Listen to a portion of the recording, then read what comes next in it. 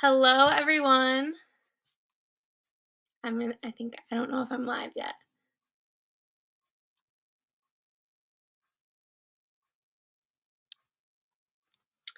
Hello, everyone. Hello. Hi, dance studio owners and dance teachers. Welcome. I'm glad to have you here today. Um, my name is I just said Miss Dani.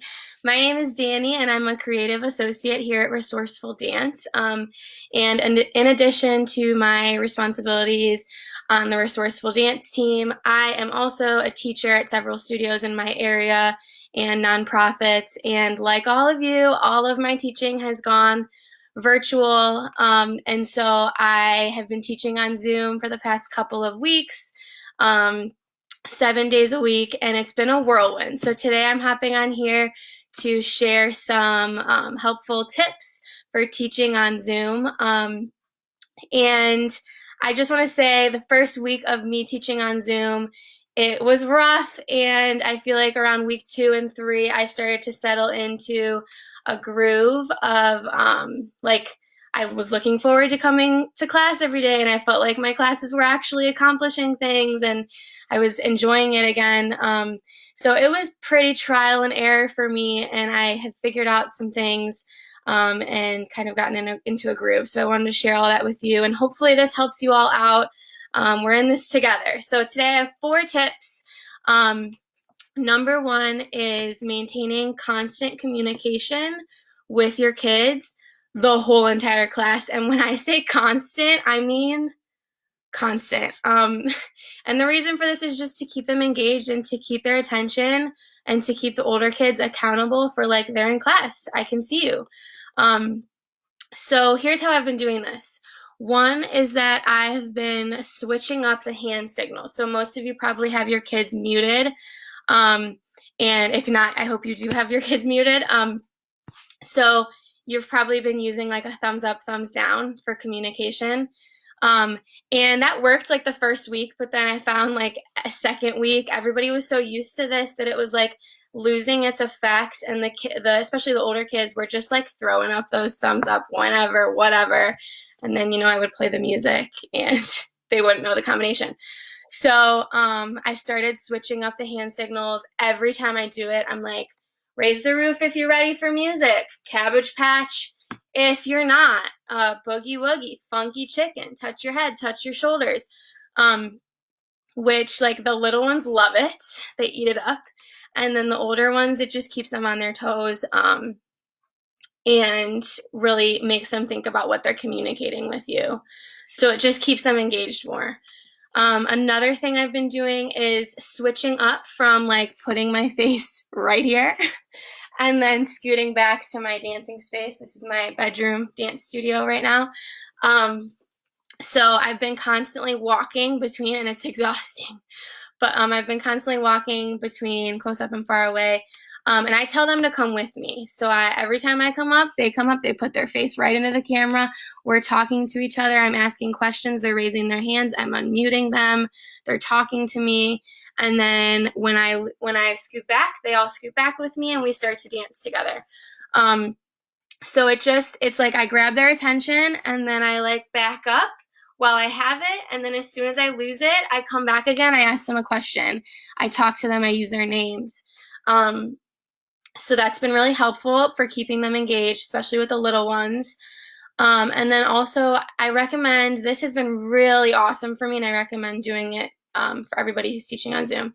At the end of class, going ahead and taking like 5 minutes to just chat with your students and like unmuting them. I wouldn't unmute all of them at once because it gets crazy, but having them raise their hand and stuff.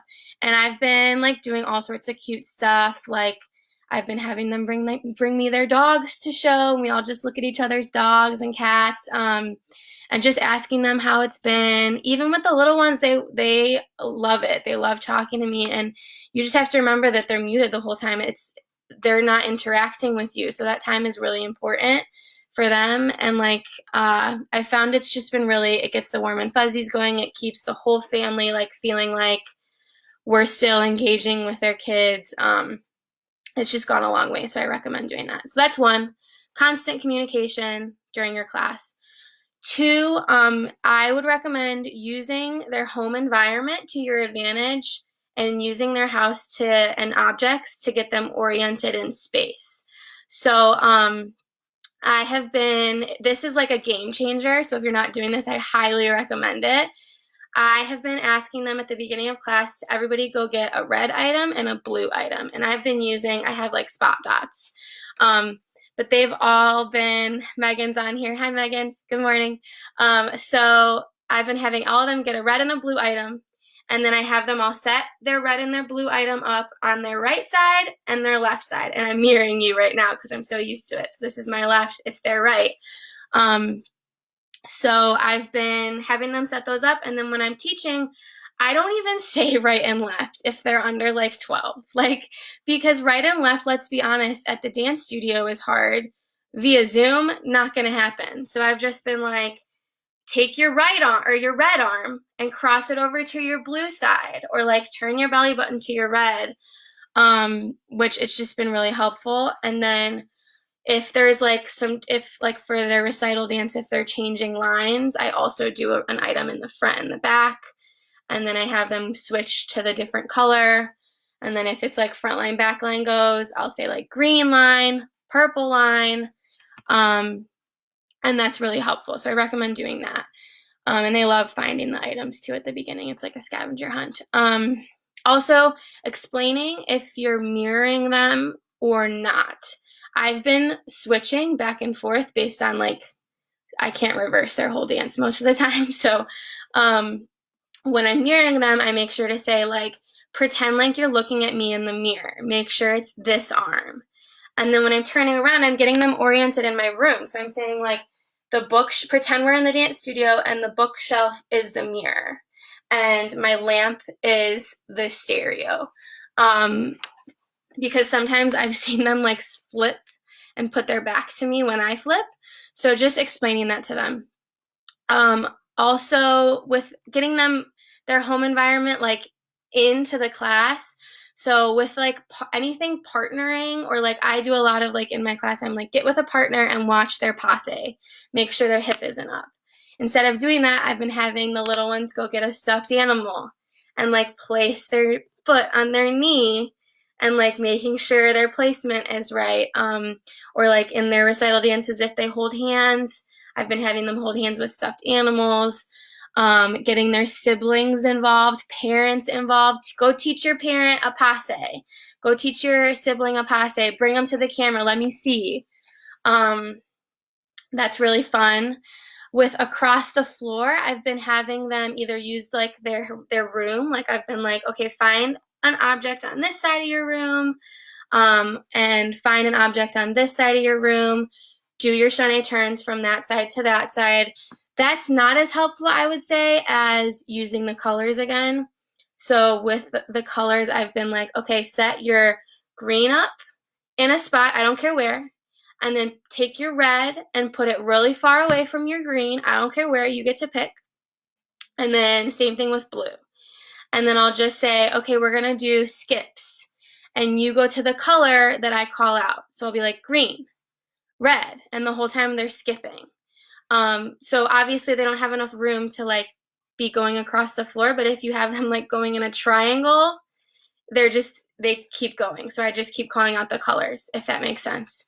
So that's kind of how I've been compensating for no across the floor time. Games that I've been doing that involve their house.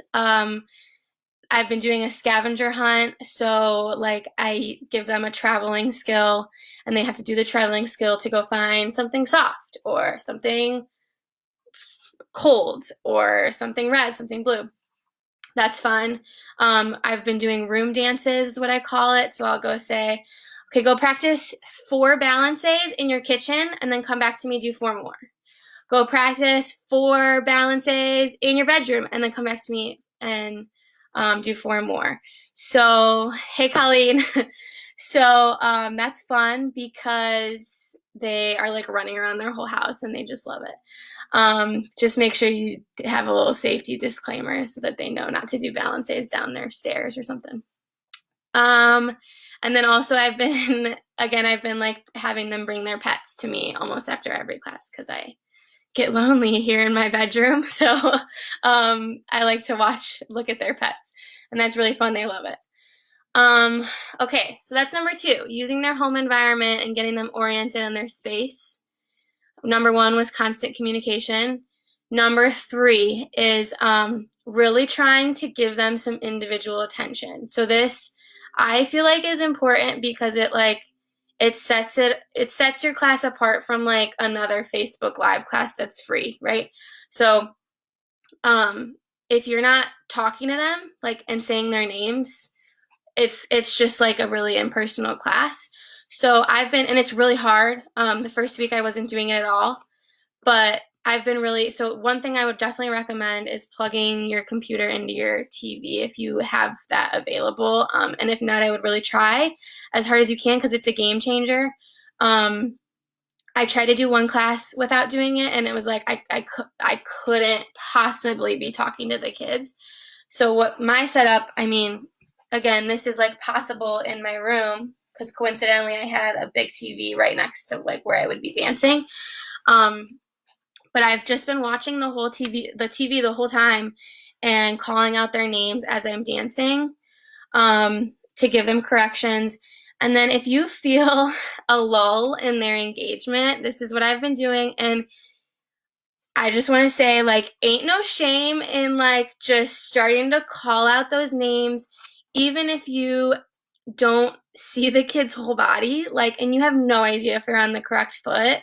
Just saying their name, like sometimes I'll just like look at my TV and just go down the boxes and be like, point your toes, Susie, good job, Lillian, like, and just saying their names because it just reminds them that like I can see you, you're in a class with me, you're in dance class, we're here together. And I just think it's really, and every time it's also really adorable. Like every time I say their name, I can see through the screen. It's kind of magical, like them light up and like their face light up and them be like, oh yeah, I'm in class with Miss Nanny. So I recommend just saying their names as much as possible. Another thing I've been doing to give them individual attention is using the spotlight feature.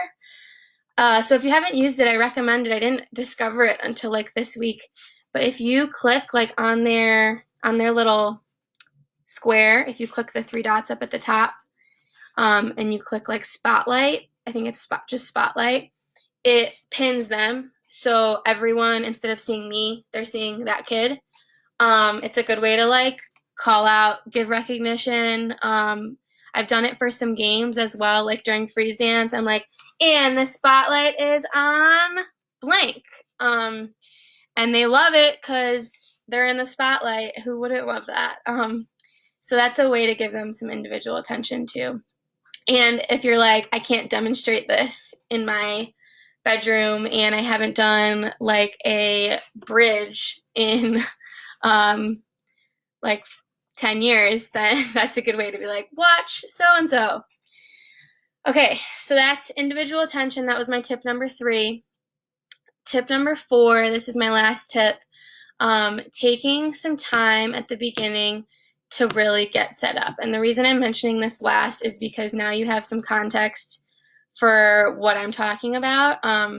So at every single class, I take some time to talk to the kids and the parents, depending on how old they are, about all these things that they're going to need for class. So 1, they need to be in speaker view. If you're not, speaker view is where you're bigger. If they're looking at everybody the same size, you're going to be tiny on their screen. And like you're going to lose them in the first 5 minutes, especially if they're little. So making sure the parents all know that they should be in speaker view and like take some time. Like if you can always just be like, if you can't find it, let me know and I'll unmute you and I'll help you. It's worth it to take that time so that they're engaged. And then 2, like telling them to set up their camera so that you can see their whole body. So the reason for this is like you can't really give them individual attention if you can't see their whole body, especially like during tap, I would have like all I see is their like head bouncing on the camera and I'm like, I need to see their feet. So And it's as simple as just telling them to tilt their camera. Some of them just don't even realize to do that. And sometimes it's not possible. Like I tell them if it's not possible, don't worry about it. But it's just a matter of like scooting back or tilting your camera most of the time. So I take some time to like go down the line and make sure that I try and see everybody's whole body. And then also taking some time to have them get those objects for right and left, front and back. It takes time, and I have had that freak out of like, oh my gosh, it's 5 minutes into class and we haven't started yet and they're still getting their items and I'm talking too much. Like I need to get class started. But I 100% think that it makes everything go so much smoother if you take that time to set up. And you have control over the class. If you can see them on your TV screen, you can see their whole body. If they're all in speaker view and if they all have their items in the correct spots, you have so much more control over the class. So it's really worth it to me to do that. So I just encourage you to take that time and not worry about wasting time, because that's the name of the game. We're teaching on Zoom. You got to take some time to set up. And then also you can take that time for the older kids to set some ground rules, which I recommend. I was having like my older kids, like every time I would start to say anything, they would all just like pop a squat or like go sit on their couch or like take a million water breaks or get their phone out and start texting. And so I started setting ground rules, like absolutely no sitting in my class. And I say it with love because I'm like, I want you guys to get your endorphins up with me. And like every time you sit, you're checking out, your body is going into relax mode, and we all need to stay active. We're all stuck in our house. So just stay with me. Don't sit down. You wouldn't sit down in class with me at the studio ever, like ever. You would never just sit on the ground. So that's a ground rule. I say no phones, obviously, like, and I'll call them out. If I see your phone, like, get your phone out. Like, or take your phone away. And yeah, it's just, you gotta set those ground rules because they're in their house. Like, it feels like they're in their house, they're chilling. So I just really think it's worth your time to spend some time on that at the beginning. So to recap my 4 tips that I've trial and error. I figured this out as I went. So if you're still in the like frenzy mode, I'm with you. But my 4 tips: 1, constant communication during class. Never stop interacting. It's really easy to just like start dancing away in your living room. But yeah, just keeping the communication. 2, using their home environment, using objects, and getting them oriented in their space with right and left, front and back. 3 was giving them individual attention, saying their names during class. Even if it's just saying their names to say their names, it goes a long way. And then 4, taking some time to set up at the beginning of class. Even if it takes 5 minutes, just go ahead and take that time. It's worth it. So I hope those were all helpful. I'm going to go ahead and start doing a Q&A. I got some questions beforehand, but go ahead and put your questions in the comments and I will try to get to them. So first, Colleen was asking about my audio, if I'm using a mic, and if so, what? So I have not been using a mic at all, and I've been getting some really good feedback about my audio settings. So one thing you want to make sure you do, you want to set your audio settings to, you're going to want to go to the bottom left where it says mic. You're going to click the arrow. You're going to click audio settings. You're going to click advanced. And then for when it says suppress intermittent background noise, you're going to click disable. That's really important. And then for suppress persistent background noise, you're going to click moderate. So those are just the settings, like if you're playing your music and you're talking at the same time, if you don't click those, they're going to cancel. One's going to cancel out. So when you click disable, that's going to make sure that you are talking over the music. Same thing with if you're teaching tap classes. So those are really important settings. And then I've been using this Bluetooth speaker, and I've just been putting it next to my computer, and I've gotten really good feedback about my sound quality. I will say I live in a tiny apartment, and so I'm like, my router's right over there. So my internet connection is pretty strong, and my ceilings are pretty low. I'm in a small room, so I don't have any noise. So that might be a little different depending on your house, but I've gotten good feedback. Another way to troubleshoot if you have, like, if your connection is bad and your sound sounds bad, you can use this, if you screen share your audio. So if you go to, like, share your screen, and then I think it's like something audio in there. If you play your music through your computer, it sounds a lot clearer. And then you can, the only thing with that is that sometimes when you're talking, you have to be a lot louder. So it's kind of just playing around with that, but I haven't been using a mic, and it's been going well. Colleen also asked about any interactive things I've been doing with my kids. I kind of touched on this earlier, but I've been playing a ton of games. So scavenger hunts with dance moves, going to do dance moves in different rooms of their house, having a dance off with their sibling or their parent. With tap classes, I've been doing guess that sound, where guess that tap step, and I turn my camera off, and they have to listen and guess what it is. Freeze dance is still my go-to. I've been asking them a lot of questions and unmuting them, and it's been working pretty well. So yeah, that's been fun. Oh, and I've been having them bring me their dogs at the end of class. That's a hit. Would recommend. She also asked about my biggest oops moment or my biggest mistake, and I think Colleen meant for that to be a funny question, but immediately when I read it, I knew exactly what my answer was, and it's not funny. It wasn't funny. So one time when I was teaching, we were playing a game, and one of the kids was like not playing, like she was just standing there like this, and immediately I'm like annoyed. And so I kind of asked her, like, why aren't you playing? And she said, I don't wanna. And so that rubbed me the wrong way. And then I was like, well, why not? And then her mom came in and was like, we're having a bad day.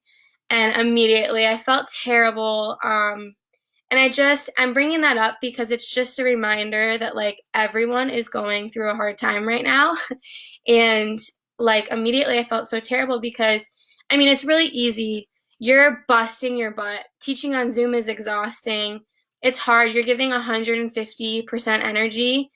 And so when you're not receiving it back, it's like super discouraging and annoying.